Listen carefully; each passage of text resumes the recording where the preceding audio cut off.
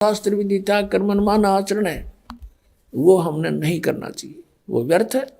फिर भगवान को पाना बहुत आसान। गीता जी में कहा कि मेरी भक्ति करनी है तो ओम इति एकाक्षरम ब्रह्म व्यवहारण माम अनुस्मरण ये पर्याति तो जन्देहम सयाति परमाम गतिम। 8वें अध्याय के 13वें श्लोक। मुझ ब्रह्म का केवल एक ओम मंत्र है, नथिंग एल्स। अंतिम सांस तक भक्ति करता हुआ जो शरीर छोड़कर जाता है सो याति परमाम गतिम, वो मेरे यानी ब्रह्म से मिलने वाली जो परम गति है उसको प्राप्त होता है। कहाँ? ब्रह्म लोक में चला जाता है। और गीता ज्ञानदाता अपने विषय में कहता है 4थे अध्याय के 5वें और 9वें श्लोक में, 2 अध्याय के 12वें श्लोक में, 10वें अध्याय के 2 श्लोक में कि अर्जुन मेरे और तेरे बहुत जन्म हो चुके, तू नहीं जानता। इससे सिद्ध हो गया कि गीता ज्ञानदाता भी नाशवान है, जन्म मृत्यु होती है, तो इसके उपासक भी इस दीर्घ रोग से ग्रस्त रहेंगे, परम शांति हो ही नहीं सकती जब तक जन्म मृत्यु है। शाश्वत स्थान इसको मिला नहीं।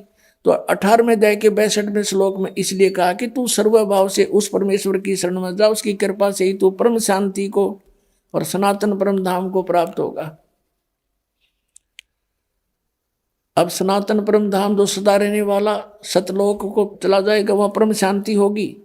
8वें अध्याय के 5 और 7 श्लोक में कहता अर्जुन तो मेरी भक्ति कर, मुझे प्राप्त होगा, पर युद्ध करना पड़ेगा, युद्ध भी कर।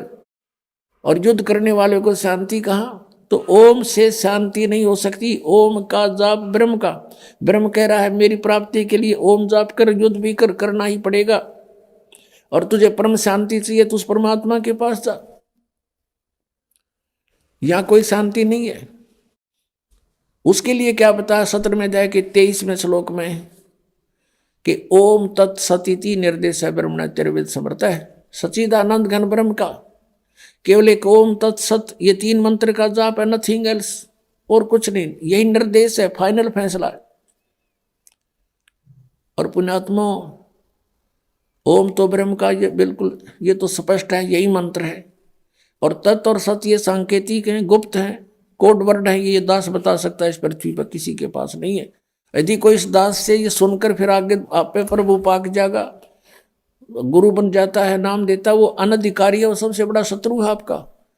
क्योंकि एक छोटा सा लाइसेंस आप बनवाते हो, ड्राइविंग लाइसेंस या पासपोर्ट, वो भी नकली कोई बना देगा तो वहां पकड़ा जाएगा जहां पर उसकी आवश्यकता पड़ेगी, फिर उसमें बहुत देर हो चुकी होगी और सजा के पात्र भी होंगे, दोनों होंगे, बनाने वाला भी बनवाने वाला भी।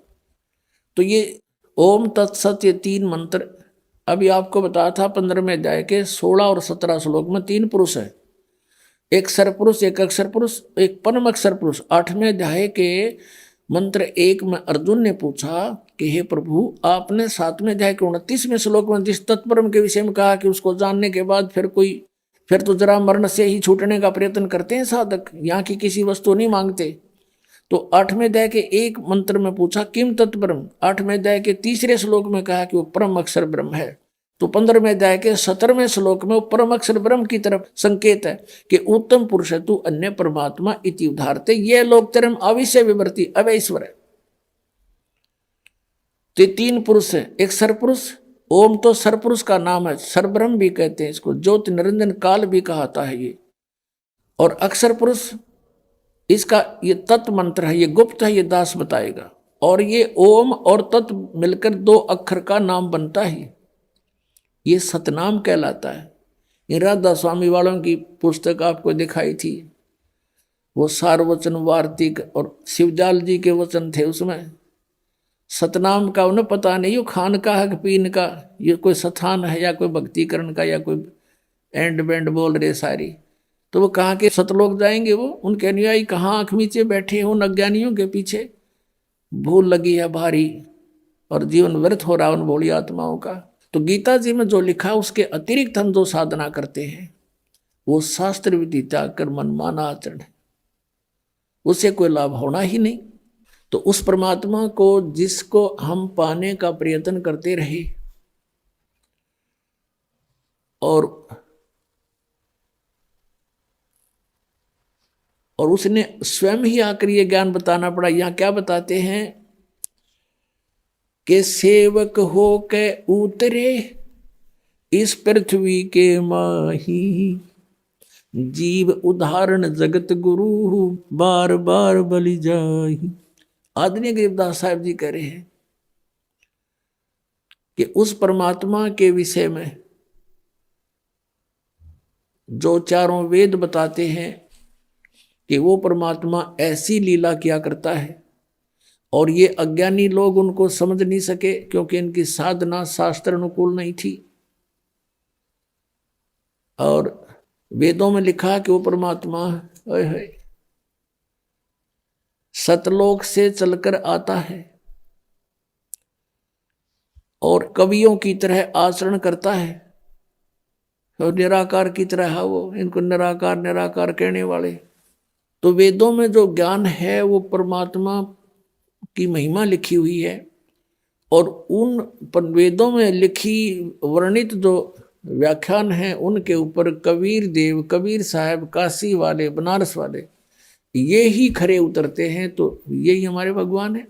तो परमात्मा पाने में जरा सी भी देर नहीं होगी जब हमें ये विश्वास हो जाएगा कि ये परमात्मा है। सब वेद गवाही देते हैं, आंखों देखा संत गवाही देते हैं, और ये है way of worship, nothing else. फिर हमारे पास शेष बचेगा क्या?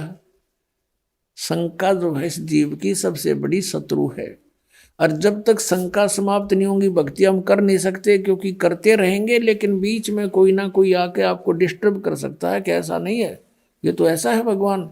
आप जब शंका रहित नहीं हो तो उसकी मान लोगे। ऐसे हम अभी तक इन नकलियों के पीछे लगे रहे। किसी ने जरा सा कोई भिन्न सा ज्ञान सुनाया, उसको छोड़ उसके पीछे, उसने जरा सा कुछ भिन्न ज्ञान सुनाया, उसे छोड़ उसके पीछे, और अपना जीवन नष्ट कर गए, क्योंकि इनको कोई ज्ञान नहीं था इन ऋषि महर्षियों को।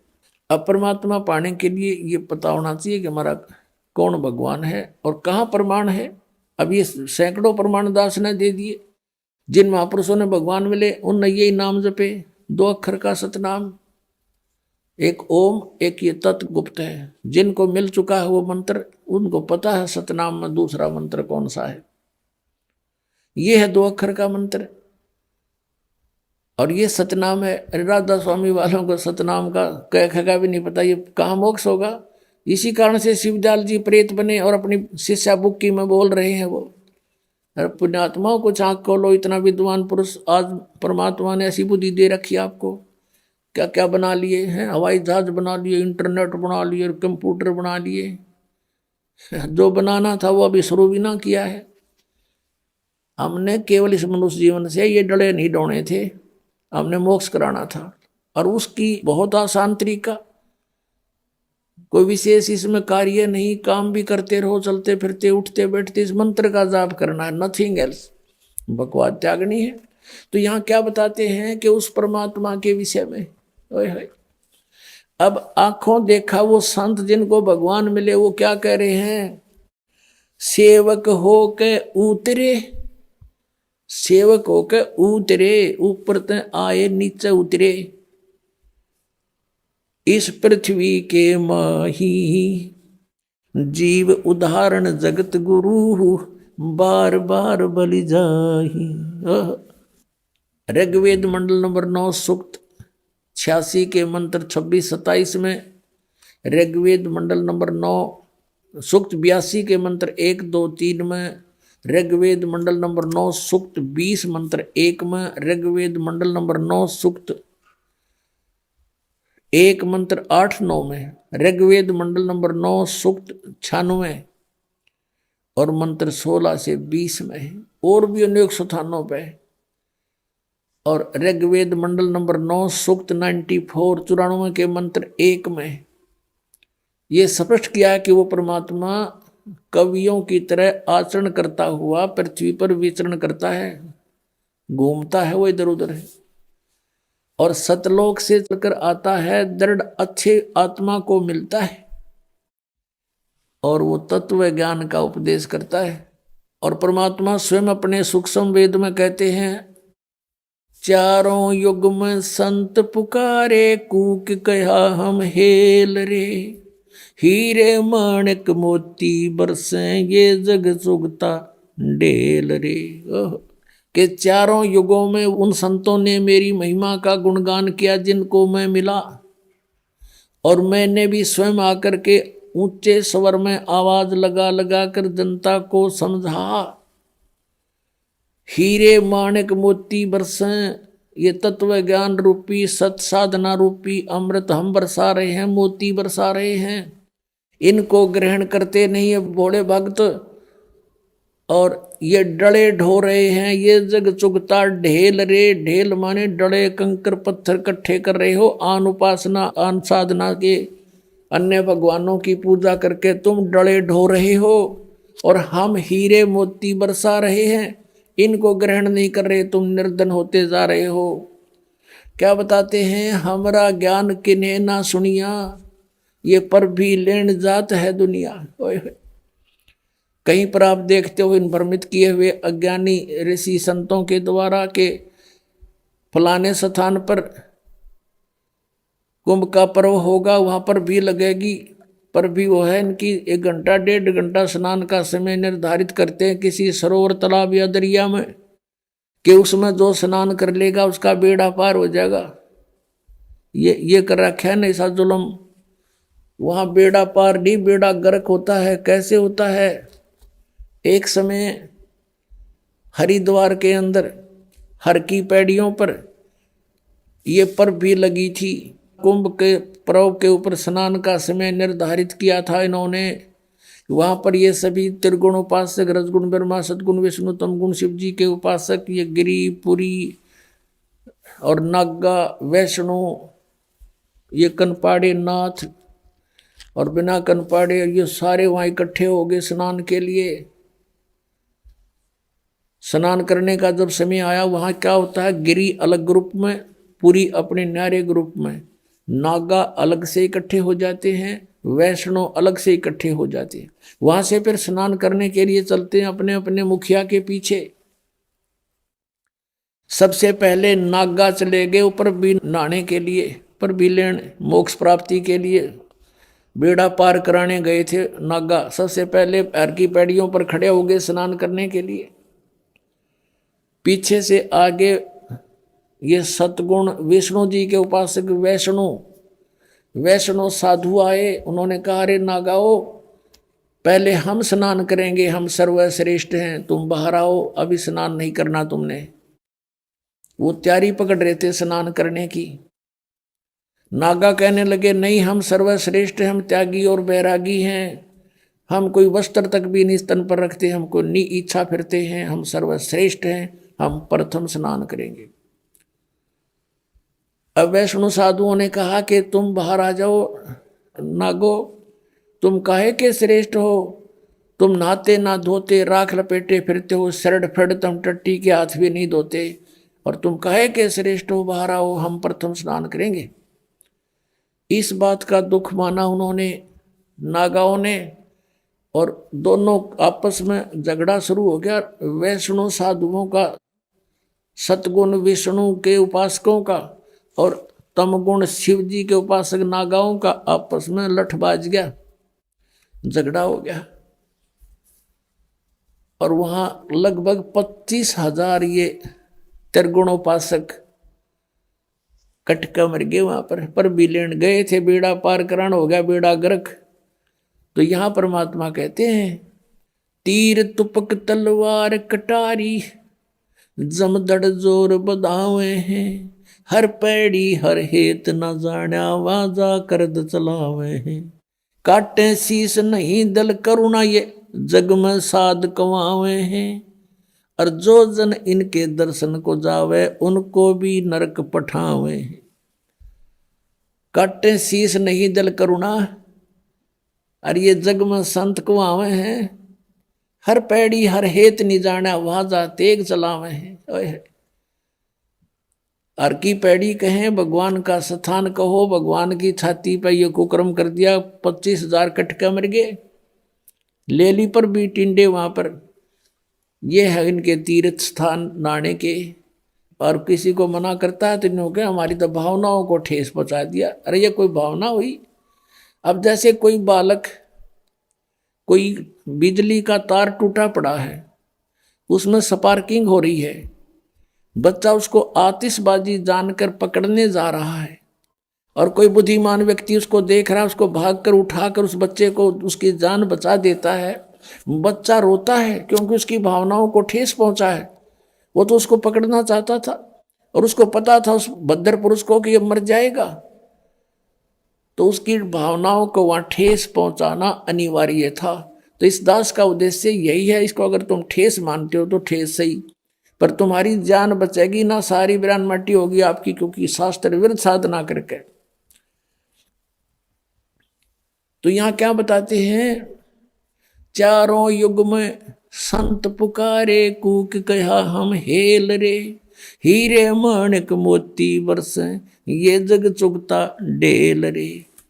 अब चारों वेदों में ये प्रमाण है कि वो परमात्मा ऊपर सतलोक में रहता, तीसरे मुक्ति धाम में, और वहां से चलकर आता है गति करके बिजली जैसी गति से। और जैसे विद्युत अपने आकर्षण वाली वस्तु पर गिरती है, ऐसे ही वो परमात्मा अपनी प्यारी उस श्रेष्ठ दृढ़ भक्त आत्मा को ही आकर मिलता है, वहीं आकर वो उपस्थित होता है और फिर उसको ज्ञान सुनाता है, उपदेश देता है, तत्व ज्ञान से परिपूर्ण करता है। फिर वो प्यारी आत्मा आगे उनको परमात्मा से प्राप्त ज्ञान को जनसाधारण तक पहुंचाने की पूरी चेष्टा करता है। उनमें से कौन कौन है वो दृढ़ भक्त और अच्छी आत्मा है जिनको परमात्मा मिले इस कलयुग में? आदरणीय मुरुगदास साहिब जी, आदरणीय धर्मदास साहिब जी, आदरणीय मुरुगदास साहिब जी, ये अरोड़ा जाति से थे, खत्री जाति से, किसान थे। और आदरणीय दादू साहिब जी, आदरणीय नानक साहिब जी, जो सिख धर्म के प्रवर्तक हैं, लेकिन ये भी कालूराम मेहता खत्री यानी अरोड़ा जाति से ही थे और सिख धर्म के प्रवर्तक यही माने जाते हैं। आदरणीय दादू साहिब जी, आदरणीय गरीबदास साहिब जी, गांव छुड़ानी, जिला झज्जर, हरियाणा वाले, जिसके उपलक्ष्य में ये शुभ समागम हो रहा है। जिस दिन परमात्मा कबीर साहब सतलोक से चल कर आए थे, वो सतपुरुष और अपनी उस दृढ़ भक्त अच्छी आत्मा गरीबदास जी को मिले थे, सचखंड दिखा था और वापस छोड़े थे। ये वही समागम हो रहा है। आदरणीय गीसा दास साहिब जी, गांव खेखड़ा, जिला मेरठ, उत्तर प्रदेश वाले, इनको भी ऐसे ही मिले थे और 3 दिन तक इस गीसा साहिब जी का भी ऐसे ही स्थिति रही थी, बेहोश पड़े रहे थे। गरीबदास साहिब जी को भी 8-7 घंटे तक ऐसे ही मृत मान दिया गया था। और ऐसे दादू साहिब जी भी 3 दिन तक बेहोश पड़े रहे थे। ऐसे ही नानक साहिब जी भी 3 दिन तक उनको अंतर ध्यान कर दिया गया था, उनके शरीर को कहीं रख दिया गया था परमात्मा द्वारा, और सचखंड दिखाकर, सतलोक दिखाकर, अपने से परिचित करके बेई नदी से लेकर गए थे, फिर वापस छोड़ दिया था। उसके बाद उस महापुरुष ने अपनी नौकरी त्याग दी, परमात्मा का प्रचार किया, 12 वर्ष तक घूम घूम के परमात्मा से प्राप्त ज्ञान का, और फिर 16 वर्ष तक बैठ के अपने घर पे साधना की। परमात्मा ने संकेत कर दिया था कि बहुत हो गया, अब अपनी भक्ति करो, पीछा छुटवाओ, अब आने दो समय, फिर देखेंगे। अभी सतनाम उनको दे दिया था आदरणीय नानक साहब जी को, लेकिन आगे ना देने की प्रतिज्ञा करा दी थी कि किसी को नहीं बताना अभी, नहीं तो इन काल के दूतों नकली पंथों के हाथ में लग जाता है सतनाम 2 अक्षर का। आज इन्हें कह खगा भी को नहीं पता सतनाम है क्या, परमात्मा ने ऐसा गुप्त रखा और आपके लिए खजाना खोल दिया। अब इस एक सेंटेंस, एक पवित्र वाणी को आपके समक्ष सरलार्ज करने के लिए कितना उदाहरण देने पड़े। कौन सी वाणी को? ओए होए, सेवक होकर उतरे इस पृथ्वी के माही, जीव उदाहरण जगत गुरु, बार बार बलि जाही। पुण्यात्मा, आप तो बालक हो और काल के इस नकली सुख की भांग पिए पड़े हो। जिसका बालक बिगड़ जा, निकम्मा हो जा, शराब स्वरूप पी के किसी गिरा पड़ा हो, तो पिता को माता को पता लग जाए, दौड़े जाया करें, उसने लाओगे, उठा समझा बुझा के नवावा दवाओगे, उसको कोई ऐसी औषधि देंगे जिससे उसकी शराब उतर जा, क्योंकि वो उसके हमदर्द हैं। तो हम सभी काल की भांग पिए पड़े हैं। कबीर साहब कहते हैं, कबीर ये माया अटपटी और सब घट आन अड़ी, किस किस न समझाऊं या कुआ भांग पड़ी, सब एक प्रकार की बातें बोलते हैं। इनमें माया दिखाई देती है और कुछ भी ना दिखता। इनको मालूम है कि वो व्यक्ति करोड़पति था, 1 सेकंड में मृत्यु होगी। अब कहाँ गया वो करोड़पता, उसके साथ कहाँ गई वो माया। सर्व सोने की लंका थी वह रावण से रणधीरम, एक पलक में राज विराजी फिर जम के पड़े दंजीरम। परमात्मा कहते हैं भक्ति ना क्या होता है, ये भ्रम रहा संसार। एक रति कंचन पाया नहीं रावण चलती बार। रतन एक रति कंचन 1 ग्राम गोल्ड भी नहीं प्राप्त कर सका, सारी सोने की लंका बना रखी थी, जाते समय कुछ नहीं लेकर जा सका। तो यहाँ हमने जीने के लिए जो आवश्यक वस्तुएं हैं केवल वही संग्रह करनी चाहिए। इसे ज्यादा हम करते हैं तो बकवाद कर रहे हैं, क्योंकि हमने सतलोक चलना है। सतलोक में वो सथाई सुविधाएं हैं, यहाँ सथाई है ही नहीं। हम एक दूसरे को लूट खसोट करके कोठी बंगले बनाते हैं, मृत्यु हो जाती है तुरंत और गधे बने फिरते हैं। जैसे एक गवर्नर था हिमाचल प्रदेश और पंजाब का, 2 जगह का चार्ज था और रिटायरमेंट के निकट आ रहा था। उसने सोची बुढ़ापे का समय हिली स्टेशन पर गुजारा करूंगा, वहां पर एक प्लाट ले लेता हूं पहाड़ों पर। वो प्लाट लेने के लिए 3 करोड़ रुपये, पहले 100 के नोट थे, ये बड़े नोट नहीं थे 500 और 1000 के, उस समय 100 के नोट 3 करोड़ है। एक जीप में आवे को नहीं इतने हो जाते। वो धर लिया हेलीकॉप्टर में, उसने बयाना देने गया था, प्लाट खरीदने गया था और साथ में परिवार साथ में आप बैठा जा था। वो इतने लोड में हेलीकॉप्टर क्रश हो गया, वो स्वयं भी मरा, परिवार मर गया, एक लड़का शेष रहा था, बाकी सब मर गए उस हेलीकॉप्टर में। और उन नोटा न गडरिए ठाए फिर गधे खाओ भेड़ खाओ कागजान, और वो मर गया वहां पर। और फिर समाचार पत्रों में आया था कि 40 करोड़ रुपया उस टाइम, 40 करोड़, 100 के नोट 40 करोड़ एक बहुत बड़े हाल में नहीं आए। और उसने बताया अपने नीचे तय खाना बनवा रखा था, बेड थे घने, जो ये बोल रहे हैं इनको, इनके अंदर डाल रखे कपड़े दरा करते हैं उसमें, उनमें ठोक रखे थे। बता वो बनेगा किसी गधा, किसी कुत्ता सुअर बैल बन के पूरे करेगा जो लूट रखे थे, और वो जोड़ा जाड़ा यही रह गया। तो ये ज्ञान हमने सत्संग से समझना पड़ेगा। जब भक्ति करनी है, परमात्मा पाना है, तो आपने ये मर्यादा, इस नियम से रहना पड़ेगा। और आपको आवश्यकता कुछ वस्तु की होगी तो भगवान आपको अनायास ही देगा, आप देगा। आप इस मर्यादा से रहें।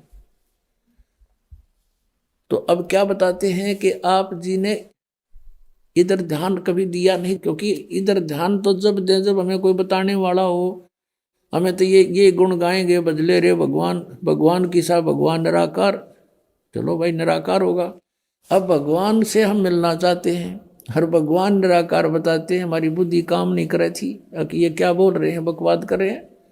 अब जैसे किसी बेटी का विवाह करते हैं माता पिता, और उसकी माता बताती है बेटी जिस लड़के से हम तेरा रिश्ता करके आए हैं वो ऐसा है ऐसा है, उसके पास ऐसी संपत्ति है, उनका ऐसा मकान है। तो रुचि बनती है बालक की। और कोई नो कह दे बेटी तेरा विवाह कर दिया और पति तेरा है ही नहीं, वो तो निराकार है, तो वह बता के गड्ढेगी वहां पर, वह क्या करेगी उस निराकार पति का। तो अब हम परमात्मा से मिलने की चेष्टा करते हैं और कहते हैं भगवान निराकार है। और ये राधा स्वामी पंथाले, धन धन सतगुरु पंथ सिरसाले, डेरे वाले सच्चा सौदे वाले, और जय गुरुदेव वाले, और ये जनौद वाले, भिवानी वाले, ये राधा स्वामी पंथ समझो सारा ही। और इनका विधान है कि सतलोक में भगवान नहीं, सतपुरुष नहीं है, वहां तो चेतन ही चेतन है, चैतन्यता ही चैतन्यता है, प्रकाश ही प्रकाश है। और आत्मा उस प्रकाश में ऐसे मिल जाती है जाकर जैसे बूंद समंदर में, वो तो डूब कर मरना हो गया, फिर कोई बात हुई है। तो ये विधान है, करोड़ों व्यक्ति डबो दिए इन अज्ञानियों ने, शास्त्र विरुद्ध साधना करा के काल के जाल में फंसा दिए। अब कहें तो दुख मानते हैं श्रद्धालु भी कि रामपाल तो आलोचना करता है। आलोचना की परिभाषा बदल ली तुमने ज्ञान के कारण। सत्य कहना आलोचना नहीं होती, वह सत्य होती है। आलोचना होती है किसी के बारे में झूठी बकवाद करे। हम तो विद प्रमाण बोलते हैं, आप ही की पुस्तकों से दिखाते हैं कि ये देखो दुर्गति हो रही तुम्हारी परम धनी शिवदयाल की। भूत बनकर अपनी शिष्या बुक्की में फिर शंका समाधान करने लग रहा बैठ के। वो कहते हो तो अनामी लोक में चला गया। अनामी लोक में कहाँ गया, तो बुक्की लोक में आ गया।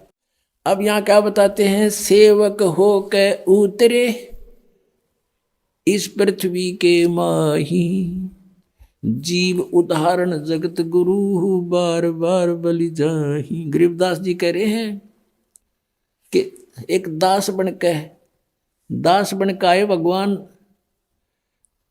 सेवक होके उतरे इस पृथ्वी के माही। उतरे सतलोक से चल के आए, और किस उद्देश्य से, जीव उदाहरण जगत गुरु। और कहते हैं बार बार बलि जाऊं मैं।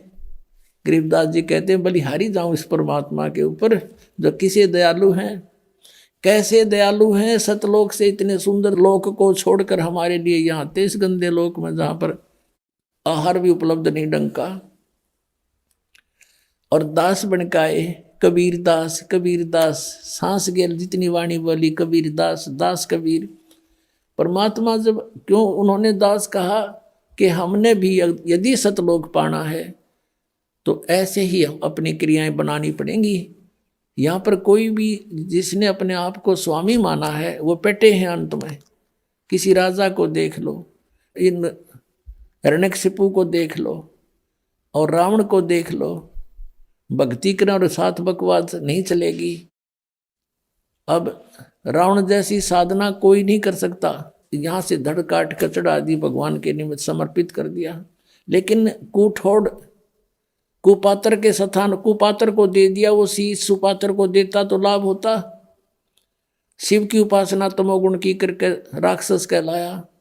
गीता जी अध्याय नंबर 7 के श्लोक 12 से 15 में स्पष्ट किया है, तीनों गुणों की उपासक रजगुण ब्रह्मा सदगुण विष्णु तमगुण शिव जी की जो साधना करते हैं वो राक्षस स्वभाव को धारण किए हुए मनुष्यों में नीच दूषित कर्म करने वाले मूर्ख, वो मेरी भक्ति भी नहीं करते, गीता ज्ञानदाता कहता है। तो इस प्रकार ये भक्ति भी करते थे, दास नहीं बने, तो अंत में क्या हुआ इनके साथ।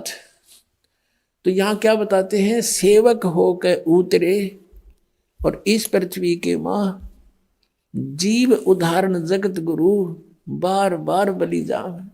अपने प्यारी आत्माओं का उद्धार करने के लिए वो जगत गुरु यानी सबका गुरु, सबको तत्व ज्ञान देने वाला केवल एकमात्र कबीर जी हैं और वही परमात्मा है। अब फिर बताते हैं वो कहाँ आए, काशीपुरी कष्ट किया उतरे अदर अधारे। अदर अधार यानी ऊपर तो नीचे आए।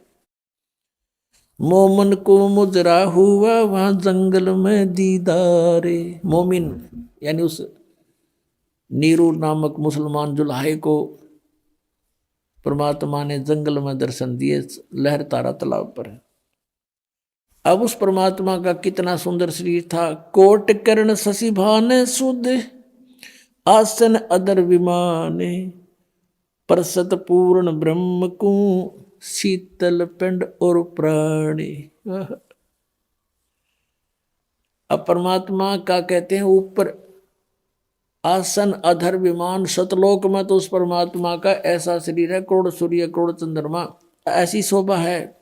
कोट किरण शशि भान सुध, शशि माने चंद्रमा, भानु माने सूर्य। कोट किरण शशि भान सुध वो आसन अधर विमाने। और वही परमात्मा फिर कहते हैं बालक रूप में, परसत पूर्ण ब्रह्म को शीतल पिंड और प्राण। कहते हैं माई का नीरू ने जब परमात्मा को सीने से लगाया, कहते उसके प्राण आत्मा में एकदम शांति छागी, जैसे जले हुए पर बर्फ रख दी जाती है, एकदम शांत कर देता है। फिर क्या बताते हैं, गोद लिया मुख चूम कर हेम रूप झलकनते, जगर मगर काया करे जैसे दमके पद्म अनंत। उस माई ने शिशु रूप धारी बालक को कहते हैं मुंह चूम्या, गोद में लिया और परमात्मा का कैसा रूप था? हेम रूप झलकंत। हिम, हिम माने बर्फ। और परमात्मा कबीर जी बालक रूप में कैसा सुंदर शरीर था, कहते बर्फ जैसा सफेद शरीर। जैसे कोई कपड़ा लेने जाते थे ना दुकान पर, तो यूं कहा करते भाई स्नो व्हाइट कलर देना। स्नो व्हाइट माने बर्फ जैसी सफेदी वाला। तो यहाँ कहते हैं गोद लिया मुख चूम के और हेम रूप जलकंत, हिम की तरह झलक रहे थे परमात्मा। और जगर मगर काया करे जैसे दमके पद्म अनंत। इतना सुंदर शरीर मालिक है, जगमग जगमग काया करे जैसे नरे पद्म चमक रहे हों, इतना सुंदर नूर था दाता का। फिर ये सा रूप दिखा के फिर बालक के रूप में हो गए। अब नीरू स्नान करके बाहर आया और नीमा उस बालक के प्यार में इतनी मदहोश हो गई थी, वो सब सुध बिसरा बैठी थी। बार बार कभी ऊपर को देख रही थी, कभी बालक के मुख को देखकर सो शुक्र बना रही थी, गदगद हो रही थी और झूम रही थी। अब उसने देखा कि नीरू ने अपना आइडिया लगाया कि पहले हम हिंदू थे, हमें बाई फोर्स मुसलमान बना दिया। अब हिंदुओं से हमारा लिंक नहीं, मुसलमानों में ऐसी अभी कोई हमारी पकड़ नहीं। अब हम इस बच्चे को घर ले जाएंगे, लोग कहेंगे कहाँ से लाए, हम कहेंगे कमल के फूल पे। लोग कहेंगे कमल के फूल पर बालक विराजमान हो ही नहीं सकता, ये झूठ बोल रहे हैं। और कहेंगे, पूछेंगे इनका माता पिता कौन है, उसको वापस देकर आओ, हमें पीटेंगे, छेतेंगे, हमें घर से बाहर निकाल देंगे, बच्चा भी छीन लेंगे, अनाथालय में दे देंगे। गुणात्माओं, परमात्मा के मार्ग में यदि आपने कदम रखना है तो इसमें अविश्वास नहीं होना चाहिए। जैसे क्योंकि बगैर ज्ञान के व्यक्ति तो कुछ भी बोल सकते हैं, वो कह सकते हैं कि कमल के फूल पर बालक हो ही नहीं सकता, वो रुक ही नहीं सकता। भगवान ने पृथ्वी रोक रखी बगैर किसी स्तंभ के, बगैर किसी सपोर्ट के, और ये घूम रही है खुद भी और वैसे भी घूम रही है ऐसे। तो परमात्मा क्या नहीं कर सकता। फिर भी आपको एक उदाहरण बताते हैं। इस दास को क्रोथा कांड के झूठे केस में जेल में कुछ समय व्यतीत करना पड़ा। वहाँ पर एक कर्मचारी था, यानी वार्डन था, जिस वार्ड में मुझे रखा हुआ था। तो वो आते थे, चर्चा करते थे, पूछते थे महाराज कारण क्या हुआ, सब उनको सच्चाई बताते थे। वो भी परिचित हुए सच्चाई से, एक सचमुच आपके साथ तो ये राजनीतिक षड्यंत्र है, हम भी अब बहुत महसूस कर रहे हैं। तो फिर ज्ञान चर्चा होती थी, तो हमने कहा कबीर इज गॉड, ऐसे ऐसे वो अवतरित हुए, कमल के फूल पर आए। तो उससे पहले वही वार्डन, वो पुलिस वाला कह रहा था, 2 दिन पहले चर्चा चल रही थी, कहने लगे जी हमारा एक मित्र है पुलिस वाला, उसके घर पे एक बथुआ है। बथुए का पौधा आपने देखा होगा, 1.5-2 फुट का होता मैक्सिमम, हमने तो इससे बड़ा देखा नहीं था। वो बता रहा है कि बथुए का पौधा 10 फुट ऊंचा है, 10-11 फुट, और नीचे से उसका पेड़ जो है तना लगभग 3-4 इंच मोटा है, और वो सदाबहार है, यानी पूरे वर्ष वो हरा भरा रहता है, उसके पत्तों का साग बनाकर खाया जाता है। अब हमने तो अविश्वास हुआ नहीं भी होगा, हो सकता है, कोई बड़ी बात नहीं। अब फिर एक दिन ये चर्चा चली जब इस दास के साथ के भाई परमात्मा कमल के फूल पर आकर विराजमान हुए, तो यहां आकर वो अड़ गया न, बोला जी यह बात नहीं समझ में आती आपकी, और सारी मान लेंगे, लेकिन कमल के फूल पर बालक कैसे रुक सकता, वो तो बिल्कुल पत्ते से होते। मेरे फिर वह बात याद आएगी। मैं कहने लगा भगत एक बात बताओ, आप परसों बता रहे थे कि आपके एक मित्र के घर पर एक बथुआ है और वो 3-4 इंच मोटा उसका तना है और 10 फुट ऊंचा लंबा है, ये संभव हो सकती है? कभी देखा तो नहीं, हमने तो 2 फुट से ऊपर कभी बथुआ देखा नहीं, हम किसान परिवार में जन्म हमारा, और आप ये कह रहे हो कि ऐसा था। वो भी मान रहे हैं कि परमात्मा कुछ भी कर सकता है, उसकी बुद्धि सेट होगी तुरंत।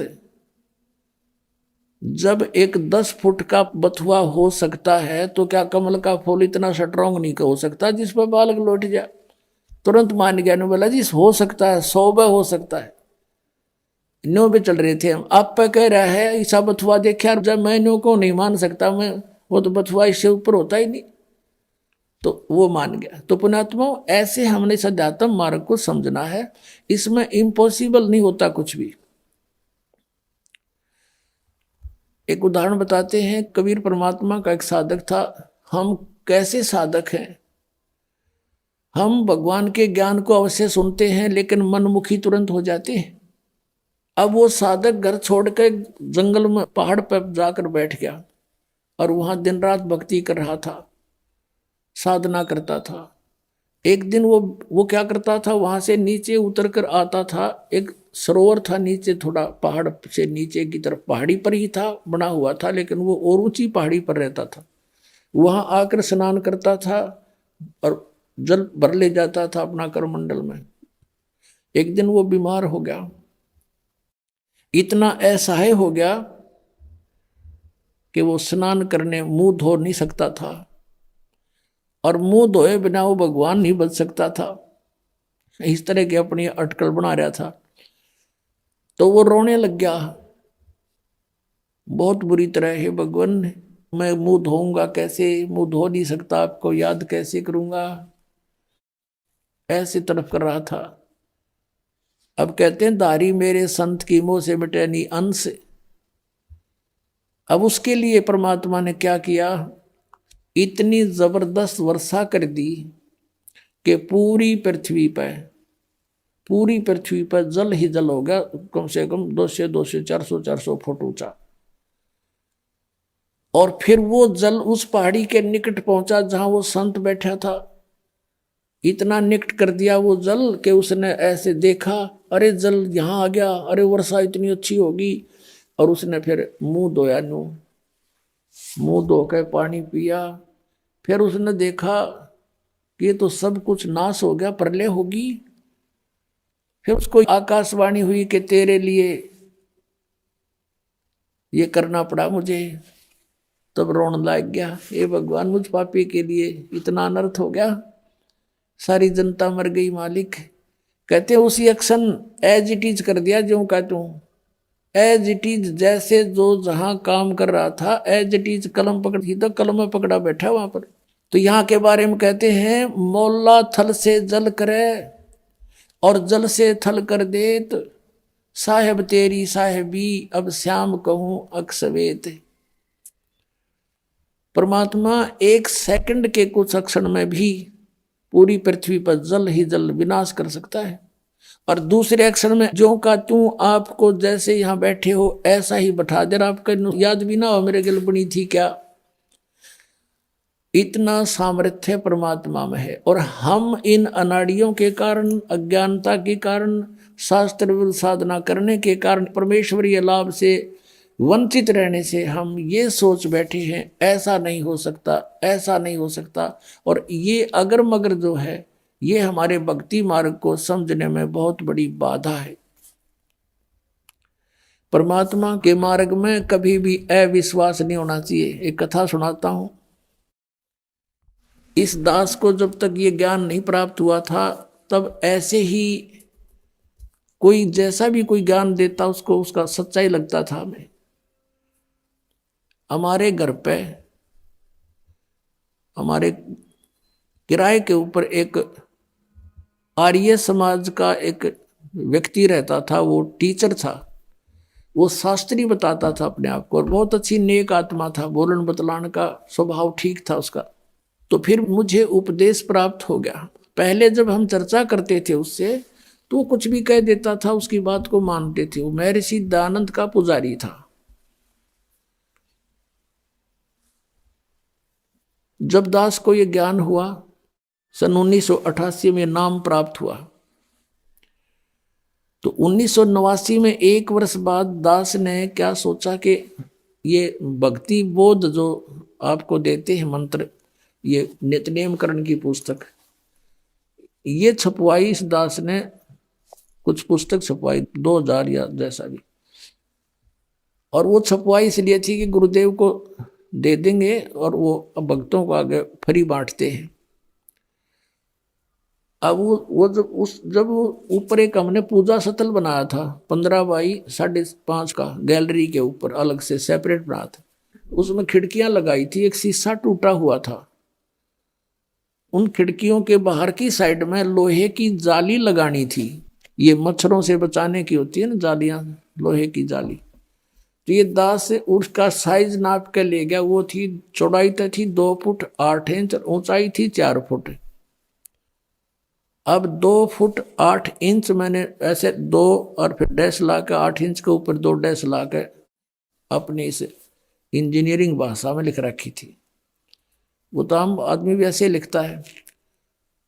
तो वो जा करके मैंने एक लोहे वाले दुकानदार से दे दी कि भाई ये जाली तैयार कर दे इस साइज की।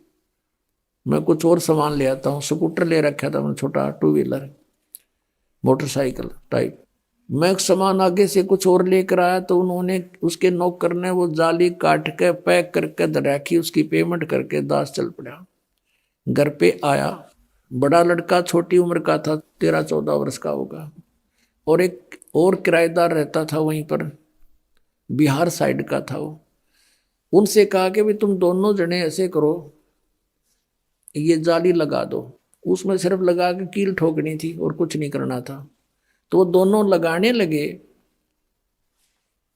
वो जाली लगाने लगे तो वो चौड़ाई में छोटी थी 8 इंच, उसके काटने में फर्क रह गया, धोखे से 2 फुट 8 इंच की बजाय 2 फुट काट दी और ऊंचाई सही काट दी। उन्होंने मुझे बताया, लड़के ने फिर उसने दोनों ने कहा जी ये जाली तो छोटी है। मैं भी छोटी कैसे हो सकती है, मैं नाप के देख रहा हूँ नाप, मेरे सामने उन लगा के दिखाई 8 इंच छोटी। फिर मैंने ऐसे करके देखा, मैं कदे दूसरी तरफ चला दी, वो यूं तो फिर और ज्यादा अंतर था। दूसरी फिर देखा, दूसरी भी ऐसी। अब वहां जहां मकान बना रखा था शहर, वहां से काफी दूर था, 3-4 किलोमीटर की दूरी पे। मैंने सोचा फिर देखेंगे, अब समय नहीं है। सुबह उठकर जल्दी अपनी ड्यूटी पर चला गया। उनने पीछे से उठा के वह स्टोर में फेंक दी, उनकी माँ ने जाली। अब फिर ऐसे ही फिर कुछ दिनों के बाद क्या किया, पुस्तक छपवाई भक्ति बोध, और वो ऊपर रख दी उस पूजा स्थल में, तख्त के ऊपर।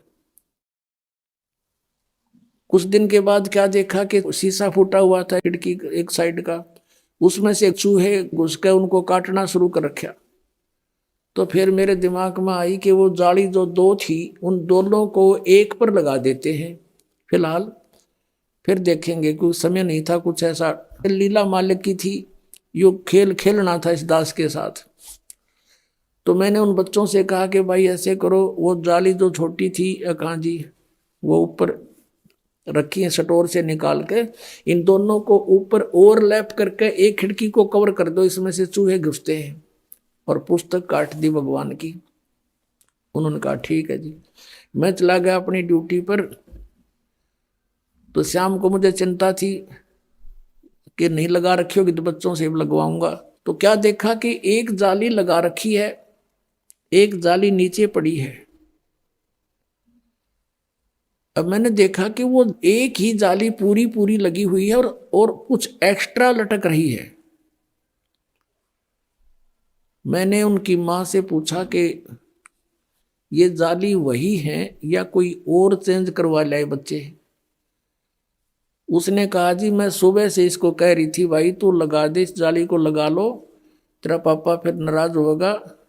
और ये मान नहीं रहा था, खेलने चला गया। अब आया था 20 मिनट पहले और मैंने उतार के ये अभी दी थी इनको। वही किराएदार जो अनिल नाम था उसका, बिहार का रहने वाला था, उन दोनों ने सीढ़ी लगा करके वो एक साइड में लगा दी थी और वो एक लादी एक पड़ी। मैंने कहा ये जाली तो छोटी थी। अब उनका ध्यान नहीं इतना और मेरा कलेजा पकड़ लिया। मैंने कहा बच्चा कहाँ है, वो बुलाया, दोनों इकट्ठे करे कि भी साची बताओ। मैंने लड़के से कहा मेरे सिर पर हाथ रख के और कबीर साहब की कसम खा बेटा कि तू और नहीं लाई जाली। अगर नहीं पापा अभी मेरी मान उतार के नीचे डाली है। अरे ने पूछ लो, अभी लगाई हमने। फिर मैं उनको याद दिलाया कि ये छोटी थी जब तुम पहले लगा रहे थे साल भर पहले। 8-9 महीने पहले कहा, ये छोटी थी, बिल्कुल छोटी, दोनों को याद आ गया। अरे ये कैसे पूरी होगी कि हमने नहीं पता। एक ये पड़ी, उनको जंग लगा हुआ थोड़ा थोड़ा, एक रेनी सीजन ऊपर का उतर गया था उसका, वर्षा का मौसम भी ऊपर का उतर चुका था। पुण्यात्माओं, वो दिन है आज, ये दृढ़ हो गया इस दास को कि परमात्मा जो चाहे सो कर सकता है। हमने सुना था द्रौपदी का चीर बढ़ा दिया, परमात्मा ने दास की लोहे की जाली बढ़ा दी।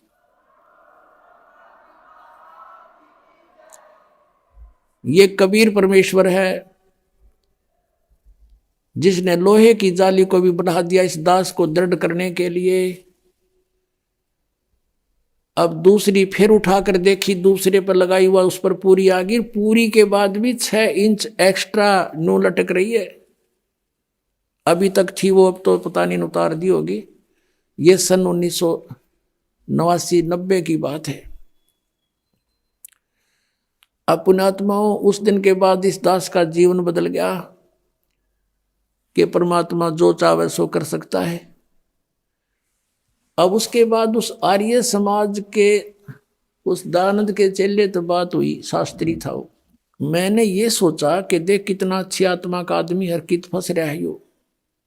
उससे जब चर्चा होती थी पहले कि द्रौपदी का चीर बढ़ा दिया, हम तो भगवान कृष्ण ने माना थे, श्री कृष्ण ने बढ़ा दिया, तो वो कहा करता कि ये सब बकवाद हैं, ये कभी हो सकता है, अब बढ़ा के दिखाओ कोई मुझे। वो तो वैसे श्री कृष्ण तगड़े थे, सूरवीर थे, जाकर धमका दिया होगा, खबरदार छोड़ दो इस लड़की ने, चीर बढ़ा करें कदे, तो हम ये भी मान लेते चल ऐसा हो गया होगा पहले। और जिस दिन से ये मालिक ने ये दया बख्शी, हम कैसे माने उस मूर्ख की इस बात को। तो फिर मैंने ये सोचा कि इसको समझाऊं अच्छी आत्मा का, शायद ये बात मान ले, क्योंकि पहले वो हर तरह एक बिल्कुल अच्छा आदमी लग गया था, बोलन में, बतलान में, विनम्र भाव में, और अच्छी सुलझी हुई बात किया करता था। मैंने सोचा कि इसका कल्याण हो जा, बता दूं। मैंने उसको प्रार्थना की, अपने वहां बुलाया, अलग बैठक थी, और उसे चर्चा की, क्या आप मानते हो कि द्रौपदी का चीर बढ़ा दिया था भगवान ने? बोला नहीं, ये कैसी बातें करते हो आप, ये हो ही नहीं सकता। मैंने कहा जी देखो, वो तो चलो पुरानी बात होली, हुआ या ना हुआ, लेकिन मेरे सामने हो गया, ये मेरी लोहे की जाली बढ़ गई, और 8 और 6 14 इंच बढ़ गई है लोहे की जाली।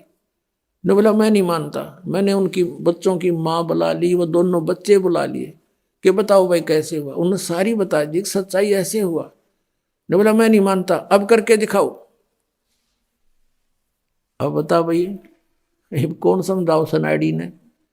मैं चुप हो गया, मैं तो जमा, और लाल आंख होगी कुत्ती, कहते इतना शरीफ दिखे था, और कुत्ती बहुत ज्यादा यानी क्रोधित सा हो गया। हमने सोचा भाई क्यों ये लड़ पड़ेगा, चुप हो गया मैं नहीं बोला। फिर मैं इस बुद्धू ने भी क्या बताऊंगा। हम 4-5 जने गवाही दे रहे हैं, हरियो एक उस अज्ञानी महर्षि की बात पढ़ा बैठा है। उसने ये देखा कि भाई ये कुछ महसूस कर गया, बोला नहीं, मैं बोला नहीं, फिर क्या बोलो, पसूत है। मैं चुप हो गया। उसने सोचा भाई जैसा भी उसके मन में आया, फिर वो बोला देखो आप इंजीनियर हो, एजुकेटेड हो, कोई मूर्खों को तो बहका भी दे, ऐसी बातें कर दे, आप कैसी बातें कर रहे हो। देखो मैं बताता हूँ महर्षि कैसे होते हैं। एक बार महर्षि दयानंद योग अभ्यास कर रहा था एक बंद कमरे में, आसन पद्म लगा के, और वो जमीन से ऐसे उठता था और छत के सिर लगा के वापस आ जाता था, ऐसे कर रहा था। रसोईया गया भोजन के लिए प्रार्थना करने, उसने झांकी से देखा, खिड़की से देखा, महर्षि दयानंद ऐसे जा रहा था, ऊपर छत के सिर लगा के वापस आ रहा था। उसने औरों को बुलाकर दिखाया, देखा ऐसे होते महर्षि। मैं बोला झूठ, कति झूठ, तू करके दिखा।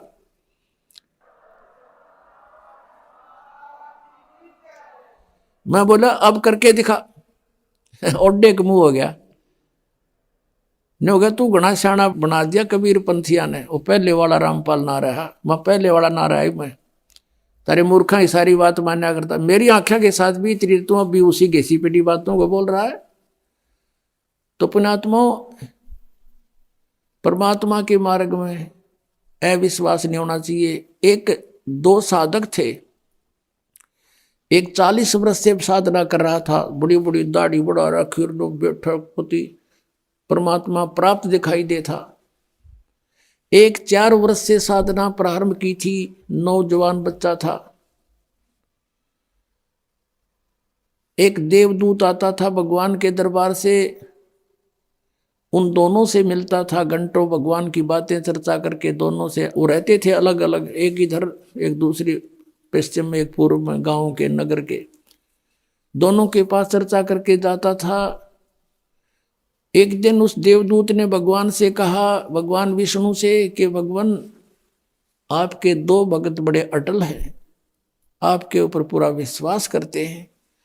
विष्णु जी ने देखा, ध्यान दृष्टि से कहा कि नहीं, उनमें से एक भक्त है, एक भक्त नहीं है, वो ढोंग कर रहा है। तो देवदूत ने कहा कि भगवान वो होगा जो अभी 4 वर्ष से लगा है, कि नहीं, जो बहुत पुराना लगा हुआ है वो भक्त नहीं है, वो विश्वासी नहीं है। देवदूत को ये समस्या आ गई कि शायद भगवान ने समझा नहीं होगा ढंग से। कहने लगा, जी इधर पूर्व की साइड में बैठा है ना, वो दाढ़ी बड़ी बढ़ रही है, बड़ा वो है, 40 वर्ष से लगा हुआ, आपका पक्का भगत है। कहने लगे, वही तो भगत नहीं है। भगवान बोले। अब वो देवदूत उसके मुंह का नहीं देखा, मालिक के मुंह का नहीं, भाई कैसे बोल रहे हैं परमात्मा। तो विष्णु ने कहा कि आपको मेरी बात पर विश्वास नहीं हुआ।